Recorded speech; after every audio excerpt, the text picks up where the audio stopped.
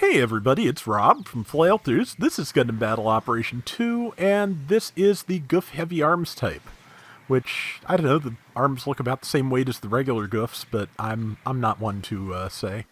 Actually, no, that's not true. It does seem to have what I assume are extended magazines for the finger gatlings on the back of the arm. They do look thicker than the standard Gouf arms, so...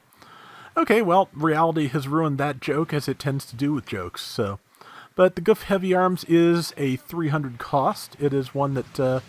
and I just stunned myself with the Sturmfaust, which did not work out too well. I managed to stun that Agu guy with the finger gatlings, but I also, unfortunately, got heavy staggered, so, you know, Agu guy wins that exchange. But, okay, Sturmfaust is back. I now am vaguely aware that it is a left-handed Sturmfaust, and that is a Garrett Schmitzer Zaku coming up with it. And I'm dead.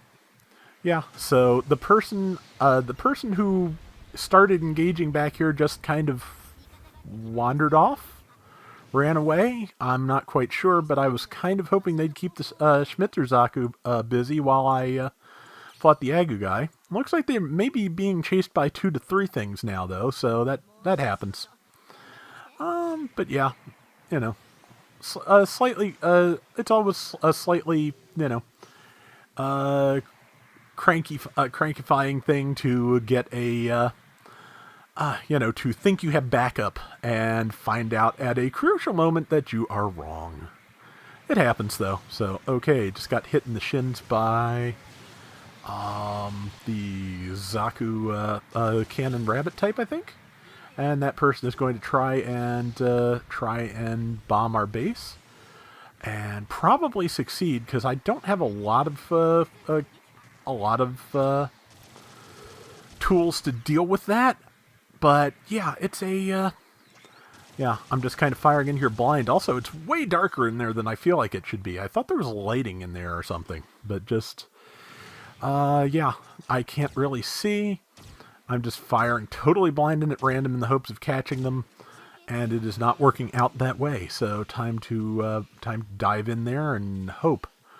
I'm not sure if I called for backup or not. Honestly, I should have done, but I didn't. And now I'm kind of torn. Do I go back to my mobile suit? Do I keep fighting on foot? If I lose the fight on foot, I will get hijacked, but I luckily just managed to bullseye them with 3 rounds of machine gun fire. And yeah, so time to go up. That is our Agu guy fighting the Schmitzer Zaku, which is now dead. Shot at it anyway, because I figured it was dead, but, you know, can't hurt to try.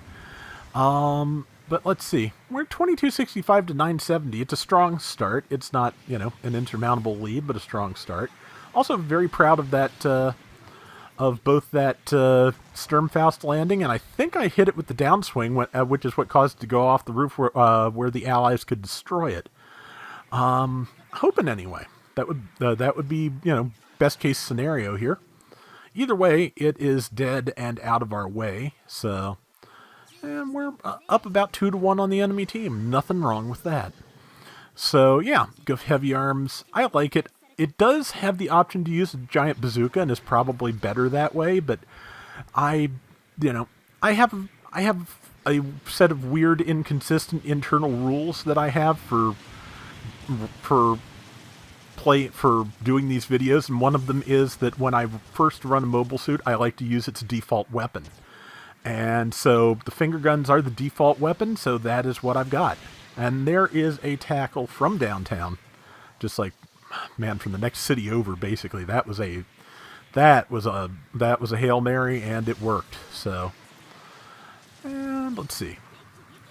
And that got that Agu guy, and time to move up and see what else I can do.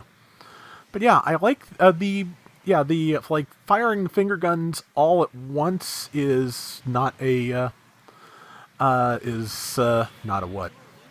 It's basically a shotgun. The closer you are, the more likely you are to hit everything. I just hit enough to destroy the legs on that Jim White Dingo tape, though. So it is down, and I am almost dead. So just kind of have to walk face first into a shot from that Zaku cannon and be dead. Yeah, that's exactly what I had in mind, but, it happens. Death happens, Zaku cannons happen. Everything is just kind of this chain of events leading up to now, and there's only so much you can do about it. Now that I know where the Zaku cannon is, maybe not walk face first into its shot. That would be good. But first, I do need to deal with this Agu guy. Managed to catch it again. Unfortunately, yeah, somewhere there's our Agu guy, which would show up on my radar.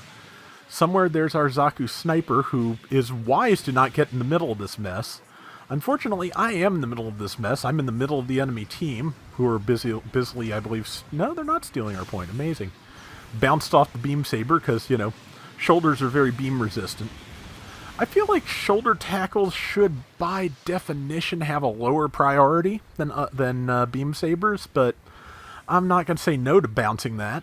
We'll just assume that I shoulder checked it and got under the blade, regardless of what the animation looked like. Kind of like that time Rambaral just parries the Gundam's beam saber by restraining the forearm with the shield. So, because yeah, if you're fighting a sword that can basically cut anything, yeah, what you need to be attacking is the arm. It's very sensible. And stop the White Dingo in its tracks. The regular Finger Vulcans have a pretty good rate of fire. Build stun's not tremendous, but it can do the job. And I'm noticing as I switch back and forth between weapons that the double Finger Vulcan is also a caps lock Finger Vulcan. Got the assist on that. I should have switched to the standard Vulcans, and I probably would have had time to get that. Again, moot, because, we got the kill. And that Agu guy snagged me, and I am on the ground. I'm amazed I'm keeping my legs here. That bomb is going to go off, but I don't think it's going to be enough to catch them up with us. So yeah, it's, we're going to take this probably if we're lucky. Definitely want to just keep, if I can keep the kill count rising while the bomb goes off, that is my best strategy. So 20-some seconds, and we are... Okay, that is the Jim White Dingo again, which seems to be one of the better targets. However, I am getting head Vulcaned by a Jim Sniper Custom, which of course does have type advantage on me. And I think we may, unless somebody gets a last second kill, we are going to lose this by a tiny amount.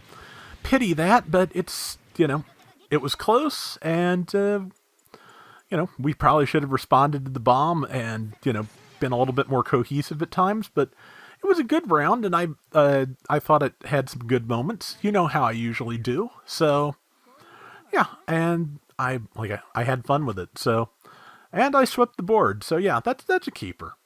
So yeah, that is the Gouf Heavy Arms type. I like it. Would not say no to it getting some buffs like the singular head Vulcan it's actually supposed to have, but regardless, that is going to do it for today's Gundam Battle Operation 2. We'll be back soon with more. Till next time, everybody take care and have fun. Later!